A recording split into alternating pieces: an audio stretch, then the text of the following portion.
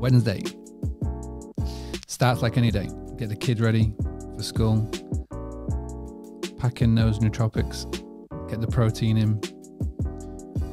This one manages to always delay the process because the kids get distracted when they should be really getting ready and dressed for school. Get the kids off to school, and today I've been working on something very big for Boostly that's coming very, very soon. I'm looking forward to showing it off. Quick gym session in, got the kids back from school, and it was a nice day. So we messed around in the garden afterwards, got the hoverboard out. Frankie always cracks me up on this thing. Then, like we do every night, movie night, after dinner, chill out, get the kids to bed, and then 9 o'clock, settle down for a bit of work in the evening.